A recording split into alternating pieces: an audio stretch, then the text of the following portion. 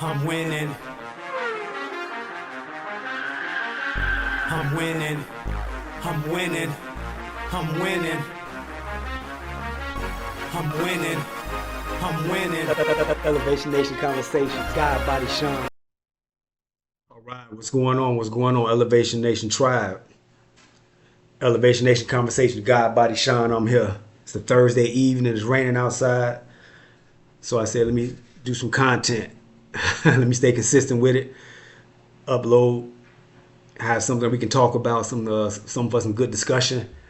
And I can't claim any credit for this one right here. I found this interview on some other brothers' channel. The name of their channel is called Hardly Initiated. So go over there and get them brothers their credit. Get them a like, share, subscribe, comment. It's called Hardly Initiated. It's the host is one of the hosts' name is Tyshawn Jackson, and the other host, his name is Ryan Catchings. So them brothers, they doing big things. They got a hell of a platform where they talk a lot about dating relationships between men and women, and dating dynamics and topics and issues and things like that. And it's going hard. But they had an interview with the great sister Shahrazad Ali. Love this sister, man. Beautiful sister, man. She's been in the game for a minute. She's an author of several books. I remember seeing her on TV back in the day when she wrote a book back in 1989.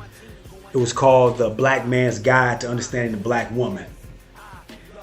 And it was real controversial because a lot of the things that she was saying in the book, a lot of women didn't agree with. Miss Shahrazad Ali is all about being loving your man, dating within your own race, being submissive, playing your role, letting the man be the head, the woman submit to the man if the man is leading correctly. And she got a lot of flack. She got a lot of flack from the black women community. She got a lot of flack from the other races, like white races, Jewish, all that communities, because she was just saying a lot of controversial shit. But she was saying some true stuff. She was dropping a lot of game. She was giving real knowledge, dropping jewels, and she hit the market, the book market. The book took off. She hit the talk show market. She was getting books. She was doing a lot of TV shows and a lot of press and things like that. So if you get a chance, go look up her book. She released it in 1989, and it's called The Black Man's Guide to Understanding the Black Woman. Excellent book. I've read it. I recommend it. But hit that like, share, subscribe button. Drop a comment in the comment section. God, Body, Sean. You know what this is. This is Elevation Nation Conversations, where we talk about a variety of topics, from everything to money, to dating, relationships, to health, wellness, credit, sports, books, all that. But I just wanted to let this video play. I wanted to just let it roll, let her drop her game, let her drop her knowledge. I think this might be one of her last interviews before she retire. I think she's gonna retire. She's getting older now, and she's been doing her thing for a minute, but I think this is one of her last interviews, so my commentary is not needed. I'm not even on her level, so my commentary is not needed. I just want to let the video play, let it rock, let it do what it do, and yeah, that's about it. So we'll let it do that, and I'll check y'all on the next one. All right, peace. Oh, you know what? Hit that like, share, subscribe button. Drop a comment in the comment section. The subscribers is getting up there. But yeah, check out the interview, man. She dropping game. She dropping knowledge. And like I say, shout out to the brothers who initially had this last interview. They're called Hardly Initiated. So we'll get into it, and I'll check y'all on the next one. All right, peace.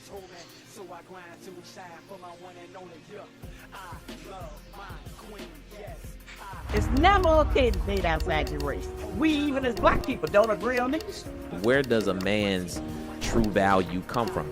We have to know what this society and us have allowed to be produced in our children. One of the greatest orators of the last 3 generations, one of the most published authors who's been featured in Hidden Colors 1, 2, and 3. We are having on the show Queen, Sister Shahrazad Ali. Welcome to Hardly Initiated. Why don't you step up like a man? We pretending that sex is all we want. to love a man. Most of our men can't lead in their own house because we think we're smarter than y'all. There's not a child on the earth who rejects their father because he don't give them money. We have women that don't even teach our children manners. What are the essential qualities that you feel I should be looking at as a man?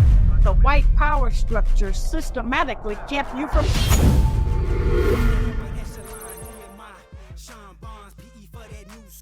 Welcome to Hardly Initiated. It is your host, Tyshawn Jackson, here with another episode of my co-host, Ryan Ketchens. Let me tell you, man, I'm ready to put in that work today. We're about to go crazy on this legendary episode. This is a legendary episode, guys, and not only because we have one of the greatest orators of the last 3 generations, not only because we have one of the most published authors on black relationships who's been featured in Hidden Colors 1, 2, and 3, but because they have went into retirement and is coming out of retirement only to do an episode here with us on Hardly Initiated here today.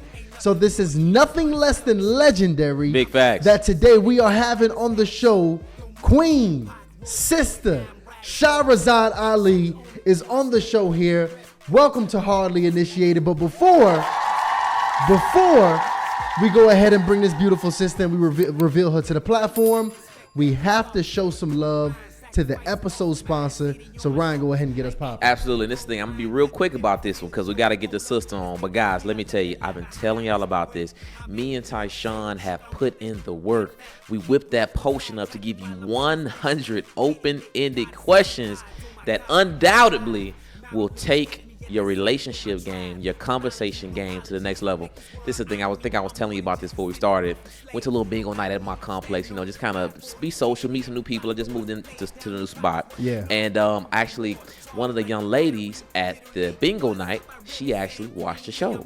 Talked about the show. So a couple of people afterwards asked me what the show was all about. So told them, of course, #1 relationship transformation podcast on the planet, right? And the first thing one of the young ladies said, she says, I hate men. Oh no. I'm telling you. So I just bust out laughing, right? I'm like, yo, what's the deal? She's like, well, I go on these dates, but they're just so awkward. It's like the guys don't know what to say. So I said, look, this is kind of weird, right? I'm like, hey, look, I'm going to go upstairs real quick. I'm going to get you a pack of these Hardly in Love dating cards, and all you got to do is stash them in your purse. So whenever you end up going on that date, all right, I don't know if it's this week, next week, whenever, you're going to be ready. Yeah. So it's been a few weeks since then. She actually saw me, ran into me in the elevator, and told me, she was like, Ryan, let me tell you, I did not want to pull out these cards. They wasn't even open. But she was like, I coincidentally wanted to get some lip gloss, saw the cards, pulled them out on the first date, and she said, although the guy was very apprehensive about it, because she was too ready, Yeah. they loved it. 2 hours on the first date, said they had an amazing time. So I'm like, yo, we won. Incredible. Yeah, it's dope. Incredible, It's guys. dope. And I'm telling you, whether you're a new couple, you an old couple, you a married couple, conversation needs to be had. So y'all go ahead and have this a part of your collection. The link is in the description. But let's get back to this amazing conversation, because what I must say here is that I have been searching long and hard to find this sister right here. I was thinking to myself, how do I find this sister? And I went to my cabinet, and this book was here. And I realized that, holy crap, the name, the information, your whole, everything I needed was in here the whole time. And this was a very powerful book when I read it, because it taught me a few things. It taught me that this book here, although written in 1989, was covering some of the same things I feel like we're having and struggling with here today. And obviously I was born in 93. So I wasn't really hip. You laughing at me? You laughing at my age? See, I wasn't really hip to a lot of the things and the problems that was being had. But I'm going to read this here. This is how the book started. And I think this is very telling, just so we can get insight to what the issues were then. The black man and the black woman in America have a problem. They do not get along. Before the black man can devise a solution, he must know the components of the problem. The first factor is that the black woman is out of control. She does not submit to guidance by her God-given mate, the black man. Her intention to overpower and subdue the black man is motivated by several factors, the most prevalent being her self-inflicted, nearly psychotic insecurity. Her disrespect for the black man is a direct cause of the destruction of the black family. And when I read that first page, I knew that this was about to be a ride. Right.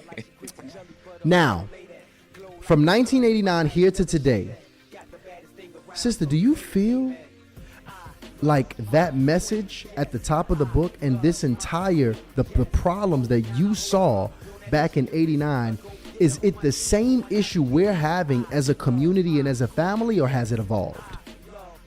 Well, I think, like you said, you were 3 years old or so when the book came out, but you inherited the same problem because things have exacerbated. They're in worse condition now because we have the interference of the media, the Facebook and the Instagrams and all of that, and cell phones. All of those things have created more problems in our relationships than anything else that we could do. Now, and see, that's the thing is, you know, the conversation of this gender war, I thought it was a new conversation because I hear people talking about the gender war all the time now. You know, black men and black women are fighting, blase, blase, blah. And I thought a lot of it had to do with social media, like you said, and what we see on a day-to-day basis. But has there always been a gender war and a rift even going back to the 80s between black men and black women? I think it came to a head about there being an issue between us in the 60s when the white woman came up with the women's liberation movement. And unfortunately, as black men and black women in this country, even our children, whatever white people problems are, we try to do our own version. We don't set our own agenda as a rule. We follow behind them. And so when they came up with that, the white woman was not in a sisterhood with us, and she was angry with the white man. And so all of her women's liberation was to get more power or get away from his power. Whereas we didn't have that issue with you because we haven't been under your control of power since prior to slavery. Now you're talking almost 600 years ago. So we haven't been in that kind of situation. And we were taught, this is important, I think, we were taught to demand things from you to prove your manhood that the white power structure systematically kept you from getting. And so that puts you in a position of not being able to win over us if the basis was going to be if you could provide for us and our children. And so contemporary ideas came in about it. Welfare came in, which allowed you as black men to walk away from your responsibility because the white man's welfare system and his food stamps and all of those things, that became our support system. We was married to the government. They were taking care of us, so they became our man feet. We did what he said to do. We qualified so we could get the benefits, and it allowed you for a long time to not have to deal with your responsibilities of taking care of your children. That was optional. But then by the time the 80s came, 20 years later, the white people had changed their ideas about the requirements because of the financial situation the government was in. So they wanted to punish you further by now demanding that you take care of your children, that you pay them back for any money that they took care of your children with, and that now you owe them. And that gave them some power over you because then they passed laws where they could put you in jail if you did not pay your child support or pay them back for Medicaid, welfare, food stamps, Section 8, whatever it was. And they have fixed it now, whereas even if you die, they can come in and seize your assets in order to pay themselves back. Now, they're not dealing at all with the fact that it's not us that owe them. They owe us. But because of their refusal to pay us, like they paid other people, the Indians, the Asians, the Jews, they paid everybody in America but us, because they think that by giving us the welfare, the food stamps, the unemployment, even all of those things, that's reparations enough for us. All of this is designed to keep you down. This is designed to repress you. There's not a child on the earth who rejects their father because he don't give them money. There's not a child on the earth, in America especially, where children don't want to be with their father because the mother is fighting with him. A man's ability to see his children or interact with them is based on his relationship with that mother. And most of the men, after you all have children and break up, don't get along with the mother. And then the mother leaves, and she go have other men, other boyfriends, whatever she want to do, claims the child is just hers, her own. White people say, we pregnant, we having a baby. Black women, we say, I'm pregnant, and that's my baby, my son, my daughter. As if you didn't put it in us, or if we would have never had a child. And so, it's so layered, it's so much. But as I said, we crippled you. We say this because it's going to come back up. We crippled you because we didn't tell you who the enemy was. We thought immigration would take care of that as a problem.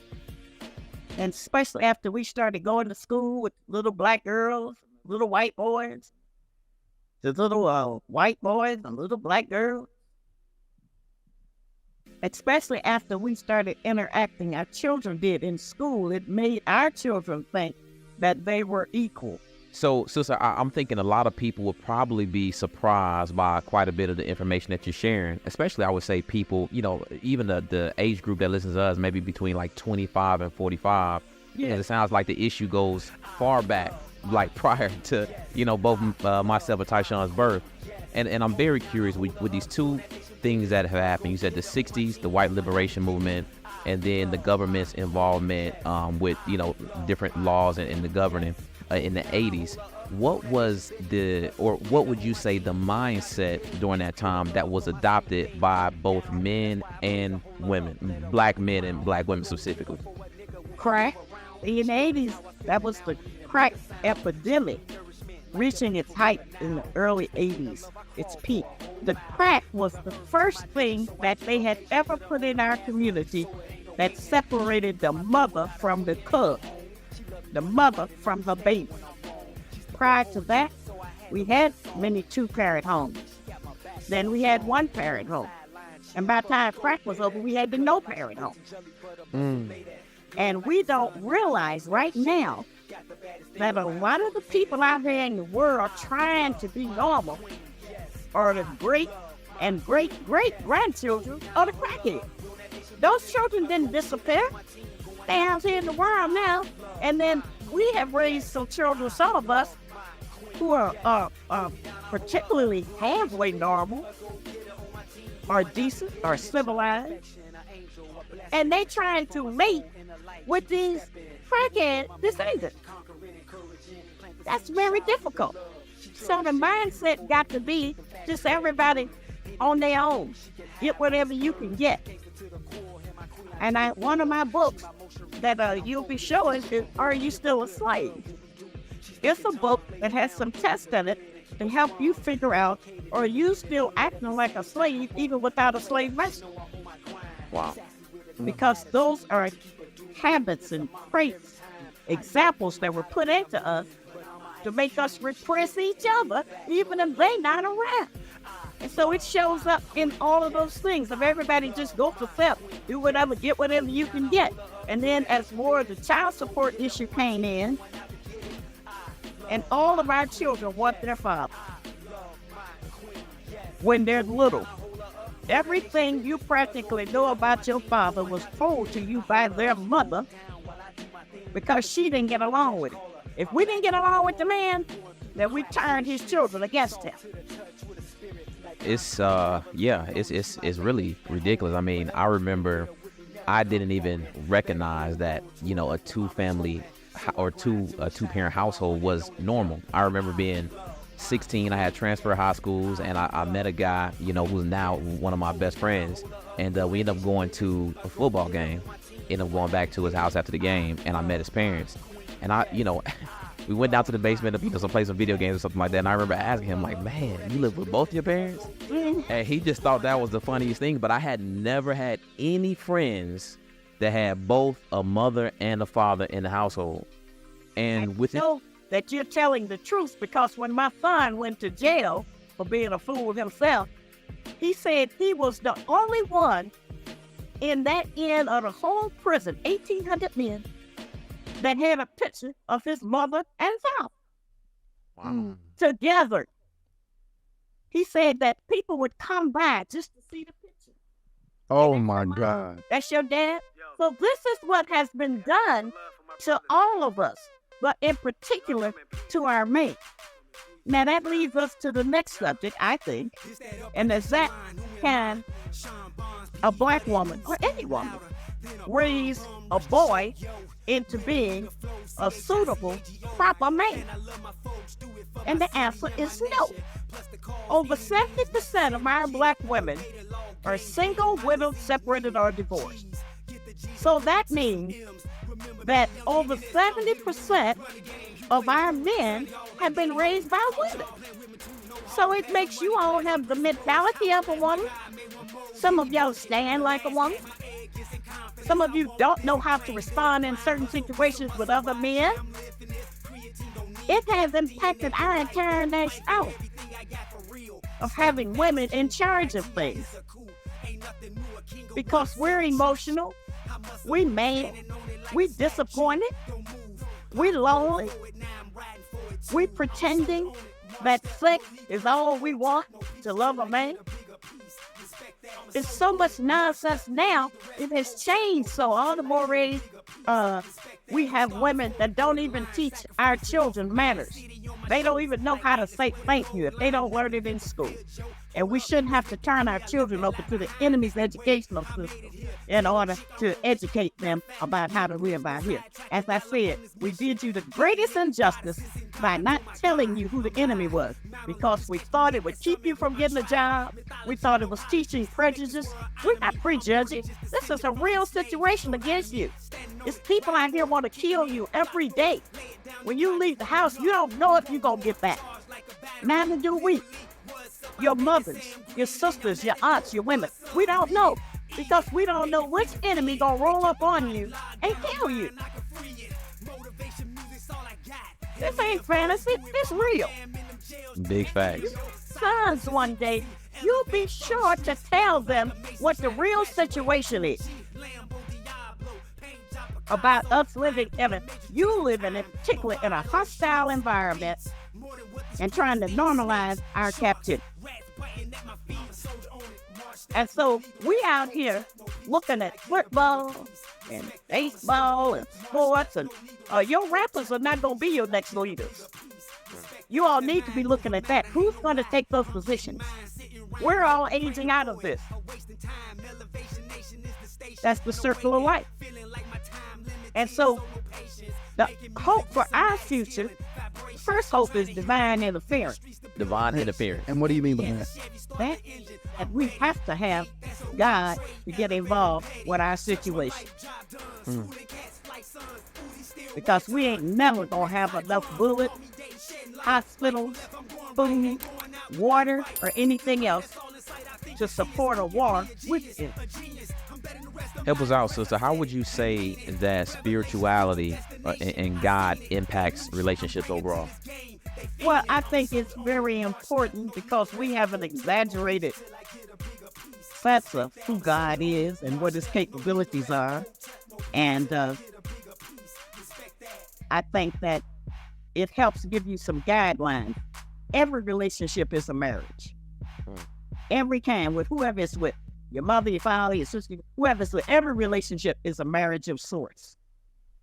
And in order to have a marriage that is workable, then you must have some rules and regulations and boundaries. Well, rules and regulations and boundaries are not being taught anymore because nobody's teaching them. The people that's in charge of that, who is the mothers.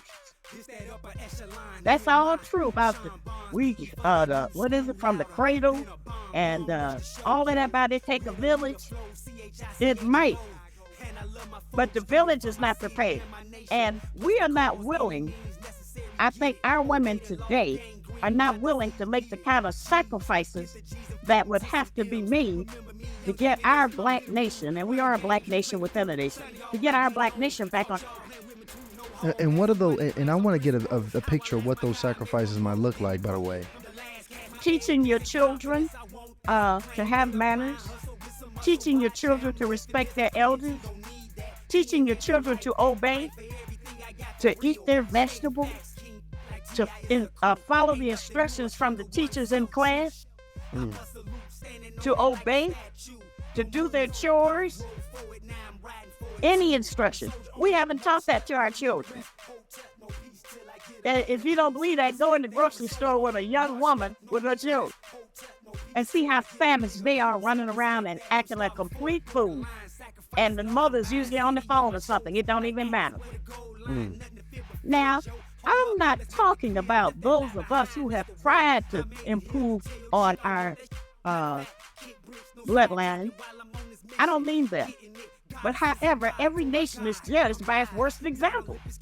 So when people from overseas, as an example, look at the black woman in America, they're not necessarily looking at me or some of the other women that I know. They looking at porn. Black women in porn. They looking at today black women going on the Facebook and the Instagram, shaking their naked behinds. Some of them are mothers and daughters standing next to each other, shaking their naked behinds. This is the desperation that we have and the penalty that we pay for not getting along with you. understood.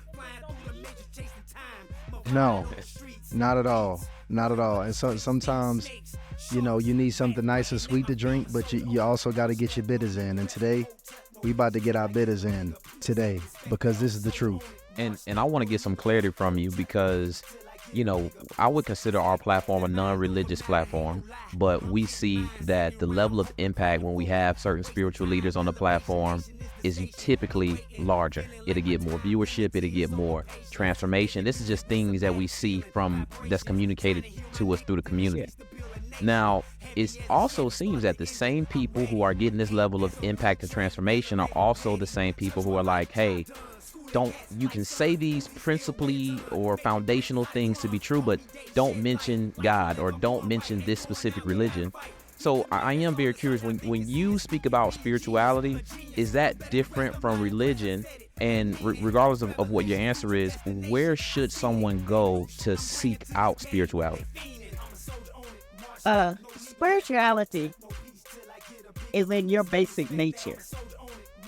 Your nature has been compromised by evil people who have punished you, embarrassed you, imprisoned you, enslaved you, and did a lot of things to you that they couldn't survive.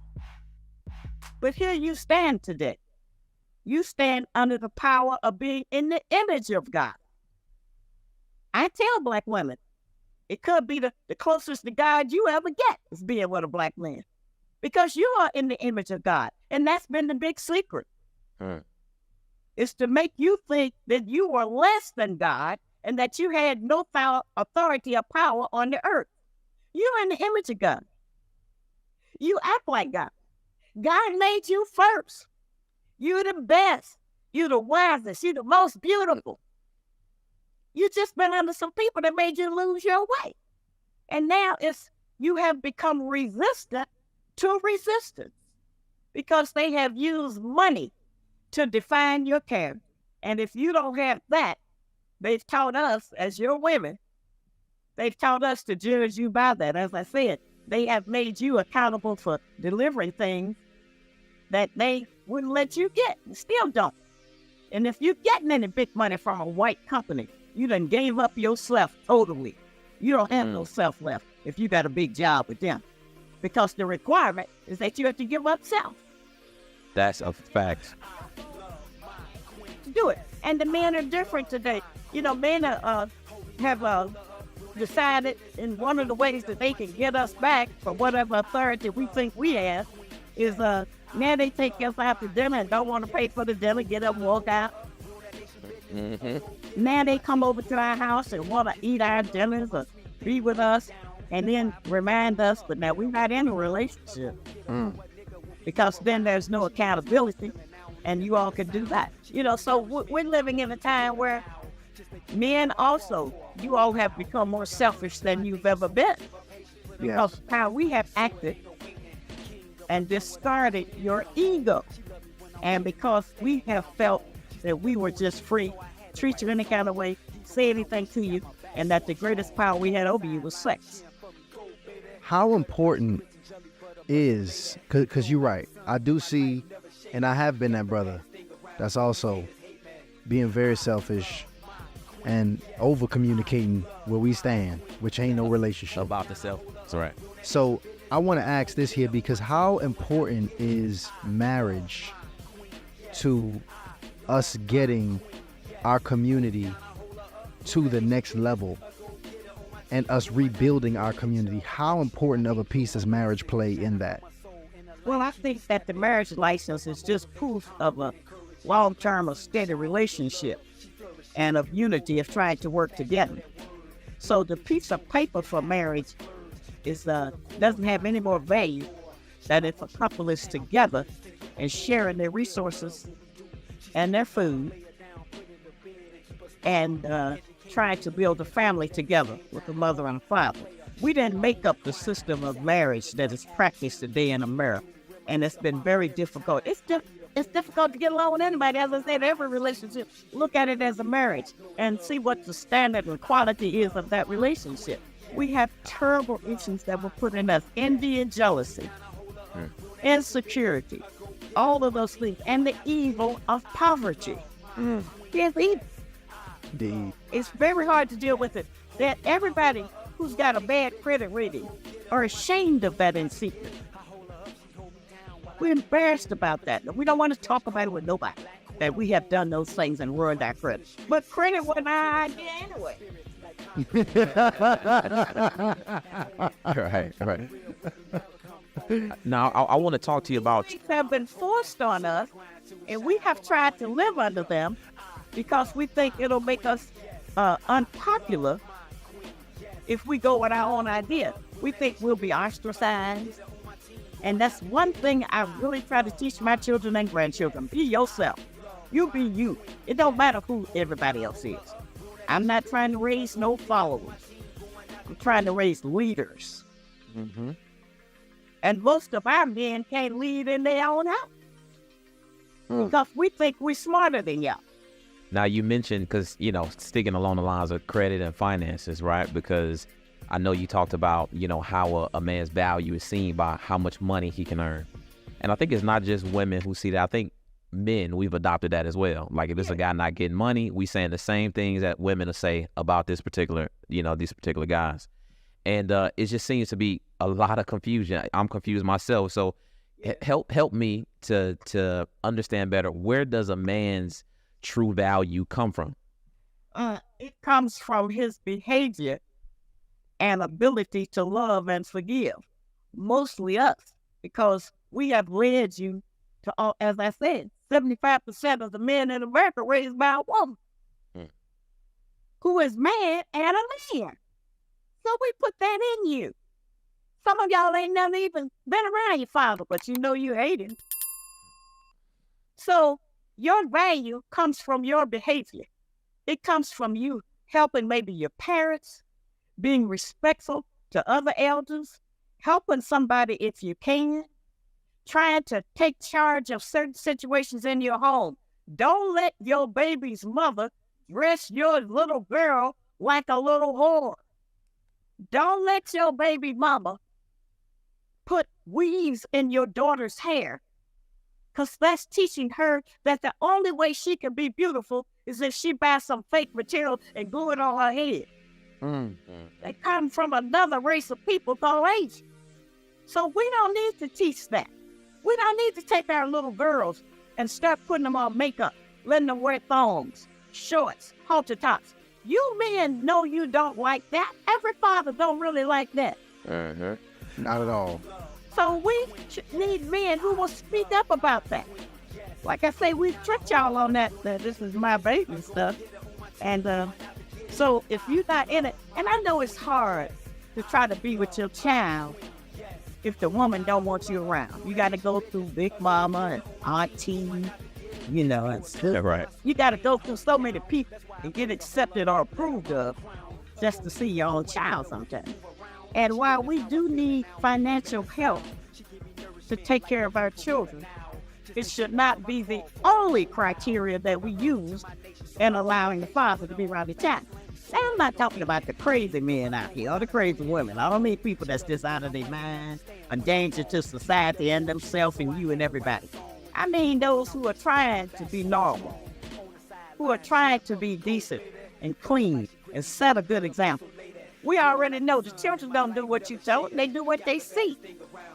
So if we have a mother who is modeling fake hair down to her back, all the way down to her knees sometimes, if she is modeling fake eyelashes, if she is modeling fake breasts and BBLs, red lips, all of these things that we do in self-worship, long fingernails, long toenails, everything that we do in self-worship, trying to look like somebody else, or trying to improve on what is already perfect. We're the most beautiful women on the planet, and you are the most wonderful, the maker, the owner, cream of the planet Earth, God of the universe. That's how you like God. God made you in his image and he made you first. He didn't make everybody else and then make you. You're the best. That's not to make you have a bravado or over thinking or ego tripping or something. It's just because you don't know to try your best or that you have a choice to be your best. So you don't think nothing of yourself because everybody around you hates you. Your mama hates you. Your sister hates you. The neighbor hates you. The school hates you. You look at hard life and we don't think about that. You have a hard time. And who can you turn to about it? Not anybody you feel like you can trust. The trust has been broken. But it's your decision. The brain ain't telling you what to do. You telling the brain what to do. You the God. It's your universe. And you can reparent yourself into that idea. We reparent ourselves in everything else. It's what black people wear knockoff and fake clothes, designer outfits. You know, the Chanel's, the Lancômes, whatever, we'll buy it and wear it even if we know it's fake. But we don't have no identity, so we're going to be there. We can be anybody. These people hate us. They're using their money to take care of their family, buy their yacht and everything. But we'll buy that just to try to be somebody when you already somebody. You to tap somebody of the whole universe. That's the secret. That's what's been kept from you. People probably think I'm just tripping like that. I don't know why I'm crazy. No. Giving you the truth about some things that you need to start considering when you're making decisions in your life. You don't have to start out thinking that you on the bottom. I was around a sister one time and she was telling me about this brother. She said he think he all that. Yeah, he think that. And so I said, well, what did he think he got? He can't think he's all that. If we tell you that, you can do anything. If we agree and tell you, you know, it's a conversation that you had mentioned earlier that we really do need to have with each other when we're trying to get together and mate. Because we don't know anything about mating. We don't know anything about genetics. We don't know any of that. And we don't have the proper information to study because we, even as black people, don't agree on this. It's so powerful. It's very strange to me because you're dropping these affirmations and I feel myself getting excited And empowered. Right. and emotional, and I'm thinking in my mind, you know what, I need this sister like with me, like she need to be right here with me. And I think a lot of women are confused because the value they are working sacrificially for these corporations, and they are presenting it like, hey, this is how I get my power. This is what makes me powerful. So let me ask you, what is a woman's true power? Like, what makes a woman powerful? What should she be working to hone and embrace so she can feel just as successful and confident that she feels when she gets that promotion or that bigger check at her job? Heaven. We are in charge of heaven for the black man.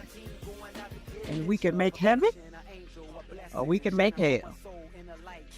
If we make heaven, we'll have a better outcome.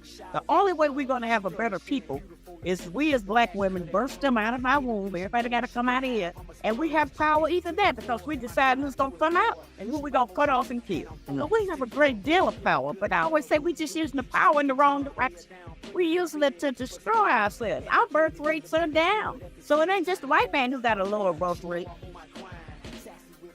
Ours are because of abortion and birth control, homosexuality, and sickness.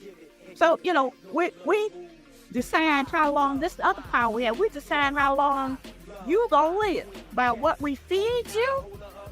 Food is what sustains life. And how much stress we put on you. See, we put a lot of extra stress on our man. You already got stress up under the enemy. So it make it really hard for you to heal from anything. But we turn on you so fast at the first disappointment. Yeah.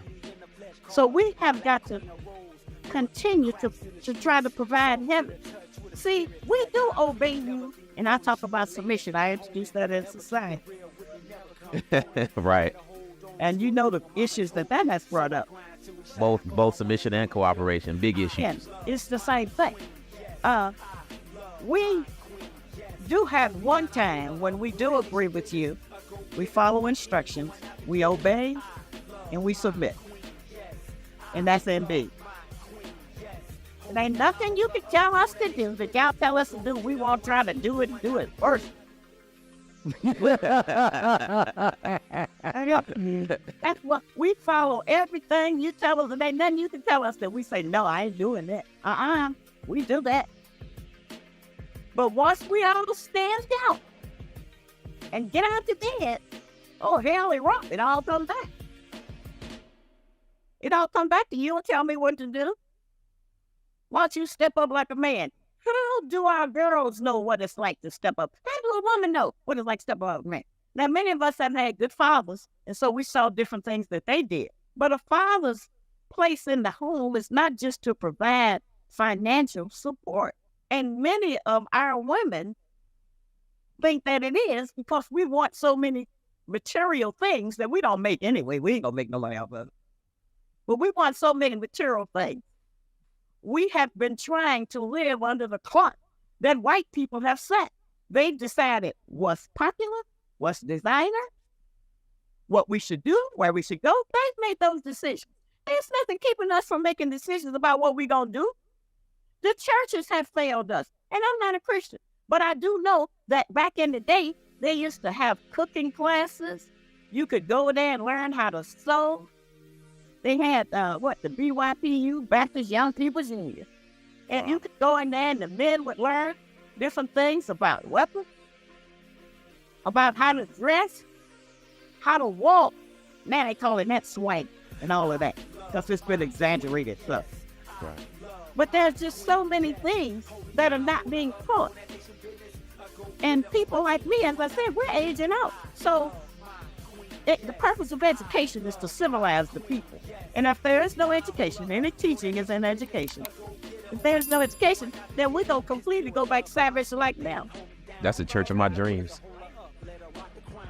No, really. I mean, what you're saying about church is really powerful. We've had a couple people come on the platform and be critical in that area, which I want to do an episode with some Christian leaders in particular to have a conversation about that.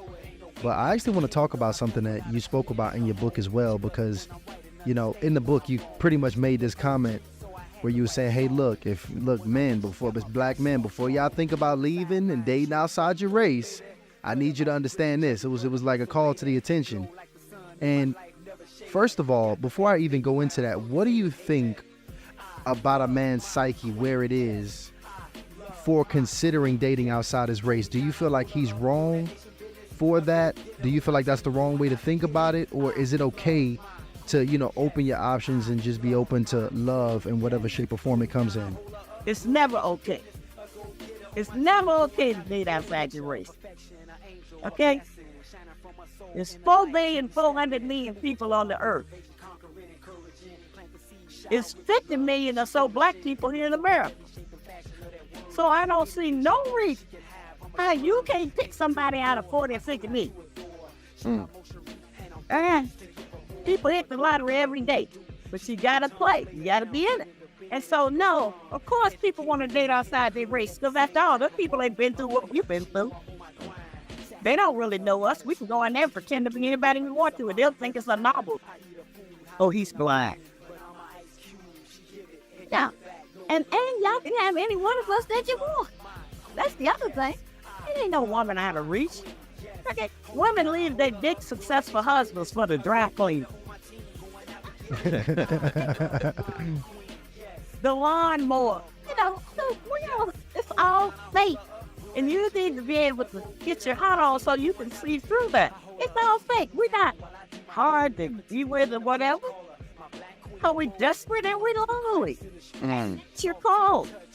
And so that desperation has driven us to do so many horrible things. Sex has been so distorted among our black youth, I'm going to say. And I don't know how long that youth my age that would. Yeah, right. Distorted. Anytime we can decide as a people that it's normal to define sex as spitting in somebody's mouth, choking them, slapping them, or licking them in their rectum. And this is what our young people are practicing. I'm mentioning it, it's a filth, but it has to be mentioned. We have to know what this society and us have allowed to be produced in our children. During the Vietnamese Vietnam War, they would take their BM, put it in a bowl, and stick their arrows in it. Maybe it was something else, I don't know, and twist the arrows around and then shoot at the Americans with it, because they would make them deathly ill, sick, and sometimes kill them.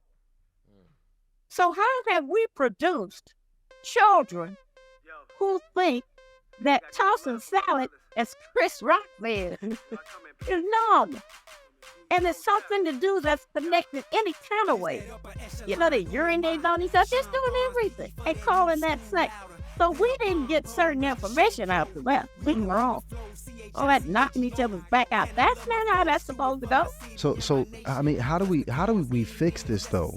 You know, at this point, because obviously you're very big on us fixing our homes and our families. So you have to lead by example.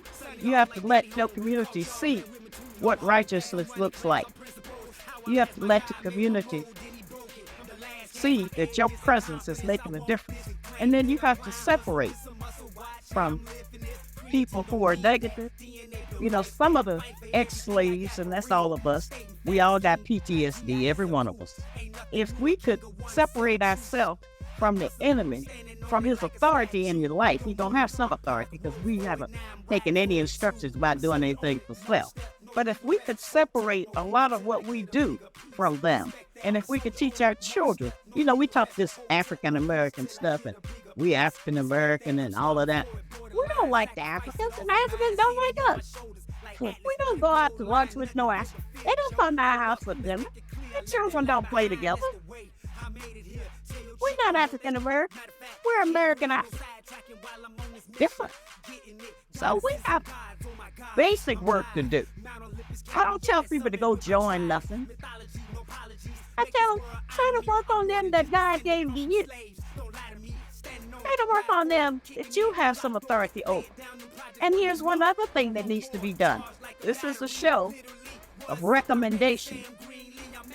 The other thing is that we got over 500,000 little black children. I don't know how many of them are under 10 where they could really more easily be reparented than a 15 or 16-year-old. But we have a lot of children in these orphanage places. There's no reason that a single brother or a single sister is not picking up one of them children for 1 weekend a month, one Sunday a month, so that we can help to breed and create a better people. Because if not, we're going to keep reproducing these psychotics who are going to be out here killing our children and grandchildren and us. Ain't no new people going to magically show up. We have to make them. We have to mold them. And we have to put in some sacrifice to get up out of the habits of slavery. And if you're not willing to do that, then you don't really want no success in life. And that you don't really want to help save our nation. This is not an individual thing. One person make it big, then we all supposed to be happy. True. So there, those kind of things. And because I ain't no man, I can't tell you all of them. I'm just a woman. So you all need to start getting together with each other without the influence of women. You need to, if you can, put your little boys in a boys' school, put your little girls in a girls' school. Wherever you have mixed gender education, it don't come out right. There's a problem. You have to have separation so everybody can be themselves without under the pressure of trying to impress the opposite sex. Now, you have had, it has now being men that are creating these communities where they are coming together. But I would say that a lot of what's being taught and understood is toxic. So Yeah. what would you say is missing in those type of communities? Well, y'all know what's missing. Teaching people that it's just a boy and a girl. And that's not against the homosexual lesbian community. It's just that since we've been here, that's over 555 years, since they drove us over here, we've had a bad diet, worst diet. We've had bad water. We've had bad air to breathe. And so it's not impossible that many of us have been able to morph into some other idea that's different from everything else that we have deemed as normal. Homosexuality started out as being a mental illness. But we don't have different laws and rules and regulations in America based on right or wrong. We have them based on popularity. And so a lot of what we do or approve of, the Quran says it makes evil fair seeming.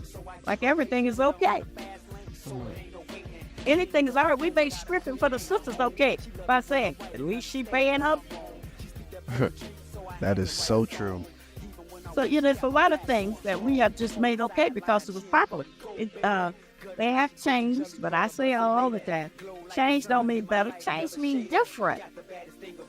And if it's different, we can make it different again into what we do. What does it? You have to be really brave to pick up any of these banners I'm talking about and try to do it to work for the salvation of our people and your future seed.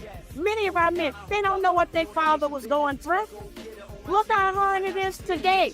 All the black men trying to survive, trying to help take care of a woman, her other children, and himself. Look how hard that is. And many of you are making $400, $500, $600, $700 a week. Well, imagine back in the day when men were making $100 a week and had those same responsibilities pressed on them. You don't know what happened between your mother and your father, because we ain't gonna tell y'all that. Because we feel like that is not your business. However, we make you pay for it by separating you from the person we married with. Now I have this other project out now of black men need to be taught to play with dogs. Black boys, need to be taught to play with dogs. Little girls, babies, bottles, diapers, change them and do all of that. Now, aside from the fact that we have the greatest number of single fathers that we've ever had, we need to be teaching the boys fatherhood like we teach the girls motherhood. For some reason, we have assumed that just a man raised up without a father, but they automatically don't know how to be a daddy to his job. That don't work like that. We have to be taught everything. Bathing, personal hygiene, You smell out little boys and little girls anywhere you go. Well, that's because they haven't been taught. This is called passing on information. And if there's nobody who thinks it's important to pass that information on, then our youth are not going to get it. And then they haven't got it. But we need to teach them that because there have been many cases in America where a man or brother playing this video game and the little toddler child come in and turn it off or something, and they beat the child to death. Kick him, stop him, hit him in the head over a video game. Over dropping their plate, anything. That's because they don't know how to, y'all don't know how to interact with little children. So they need to learn how to hold a baby, how to change a diaper. And that ain't gonna make them gay. How is that gonna make a father gay when he got to take care of his own children at some point in life? That's ridiculous. You know, make them gay to sit up in the beauty shop with a boy and let him listen to all of that feminine nonsense all day while you get your hair plaited and stuff on your head. Facts. You don't think that make him gay? All he hears is female conversation. All he sees is female clothes and makeup. And that's not saying that we can't feed them and clothe them and house them. But building character as a male is something we can't do. We don't even like you like that, most of you. So we're not going to teach you to be like, yeah.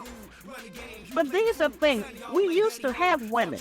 It's not out of style. Nationhood is never out of style for people in our condition. We used to have women who were willing to cook the right food. And I'm not saying we can't cook every day, all day, because we have to work too to support the things that they say you need in order to look successful. So we have to work too. But just eating this garbage in these fast food places because it's quicker to pick it up on the way home, that's just killing our people. Historically, women are charging nutrition. The enemy done turned that around. Now, the chefs they got is mostly male, and if you want to learn to cook, you got to go to cooking school. Right. A man today, a young man who's mother, can't even ask a woman to cook dinner. Say, I ain't your boss. Right. No, we have to go out. And you have to give somebody else a lot of money if you're going to take me out. See, most of what our standards are and what we do is based on us giving white people some money. Wow. Think about that. Every activity, every piece of clothes you wear, every dinner you want to have, whatever it is based on us giving them the money. We trying to do a little better, but it's not in the essential. So help me out here personally, okay? Because as a man who now would like to get up out these streets and find him what I would want to make a wife and a mother, what are the essential qualities that you feel I should be looking at as a man? Because I feel like we might be looking at the wrong things. You talked about that distorted lens. What should I be looking at as a man to know that this woman has the raw materials and the qualities to become an amazing wife and mother? There's a few things I think. You know, my spiritual son, Kevin, Right. talk about some of this, you know.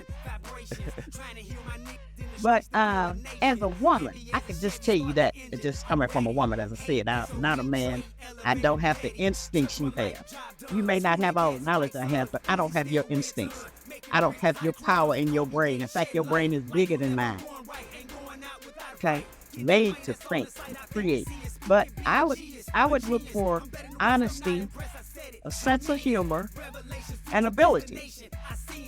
See, this idea that we seem to have, that all we got to do is dress up and put on a bunch of accoutrements, and that makes y'all want us forever. That bubble got to be burst. We have got to have some other standards that you all are looking for, because we have controlled you just with sex. And most of the time, if you put two people together and you take sex out of the equation, they ain't gonna make it less than a week. They don't really like each other. But when you put sex in it, that changes the whole thing. And we tend to think as black women that good sex means love. And that men probably think that too, but it doesn't. It doesn't have the kind of value other than procreation than we have given to it, because we don't have nothing else going. So sex and drugs. You want to get high and have sex, get drunk, whatever. But it's not that kind of a life force. It's not sustainable. It is really just for birthing children. But nature had to make it feel good and attractive so that we would continue to propagate back to people. That's in all the mammals, the reptile, whatever it is, okay? But it's not the holy grail. That's why you can do it by yourself. We got everything mixed up. Every issue that there is has been distorted and perverted so that we have just chosen not to have no value on anything. But you want to look for a woman that every time you pick her up, she ain't naked. You want to look for a woman that feels that she is trying to be dignified. As I say, we can repair it ourselves. You can be sitting in the gutter and decide that I got dignity and stand up and walk like it and act like it, and people will start saying, think she's something. Yeah. But we have to relearn those behaviors. We have to demand that they put home economics and cooking, child rearing, and so forth back in the school for our girls. Since we're not going to do it, the church is not going to do it. And we have to demand that they put shop and things like that back in the school for our boys. You men like to do things with your hands. There ain't no book, especially full of lies that don't keep you in school. You're not going to take no tests and say, okay, everybody's not college material. You don't have to be. But get a degree so you can come out and go beg white people for a job? Because they're not teaching how to do for self. You have to be very special to think of that.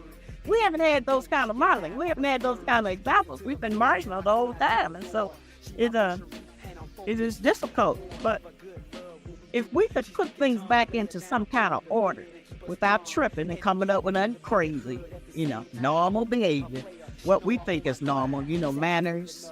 As I said, our women stop pulling their dress up over their head in the public, not thinking that's all they got.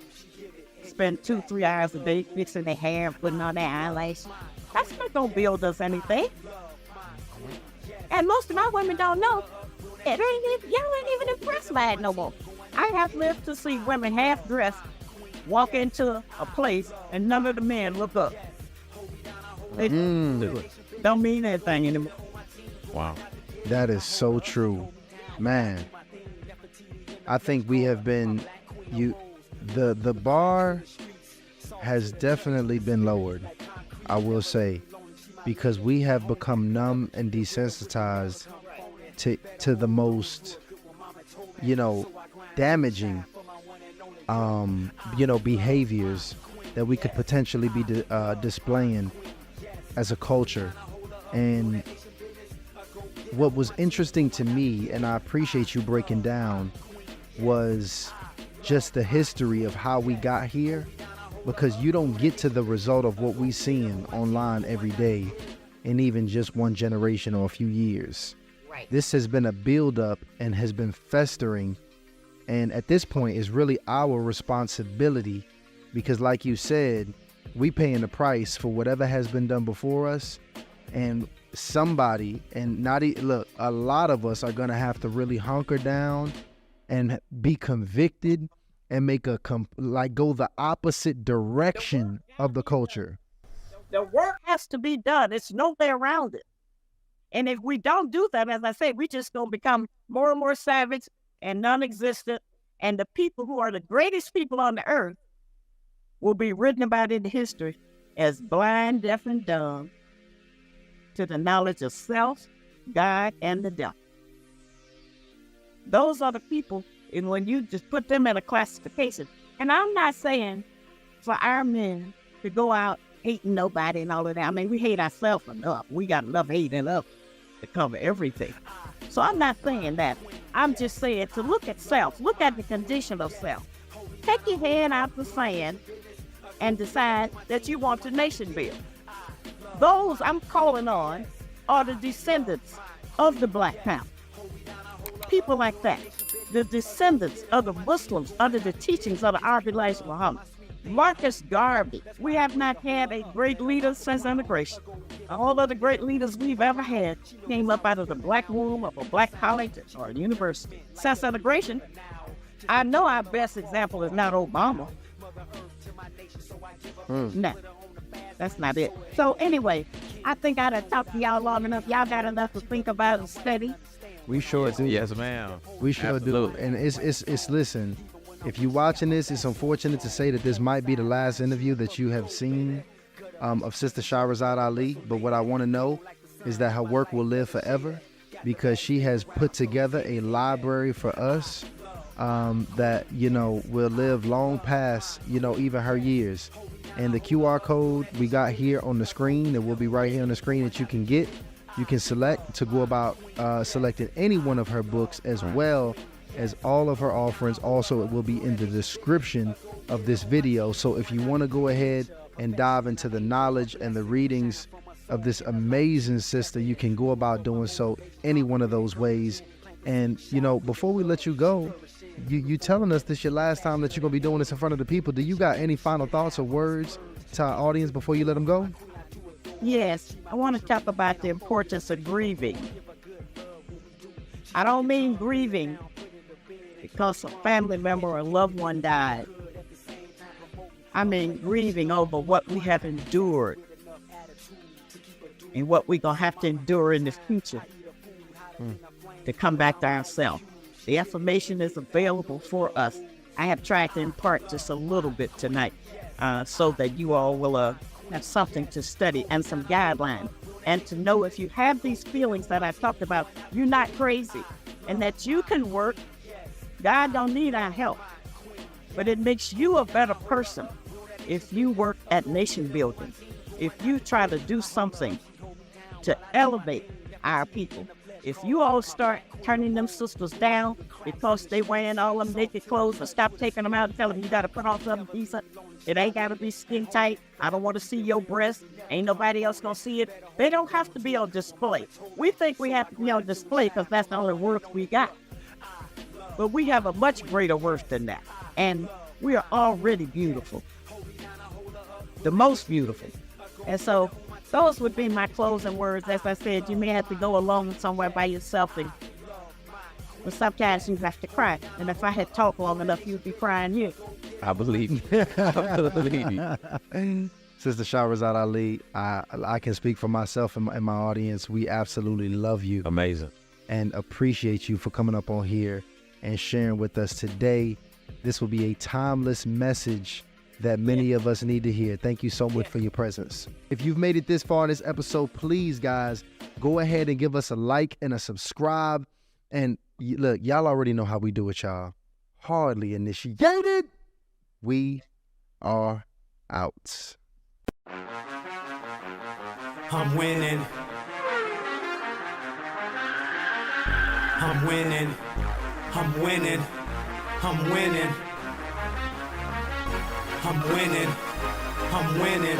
Elevation Nation Conversations. God, Body, Sean.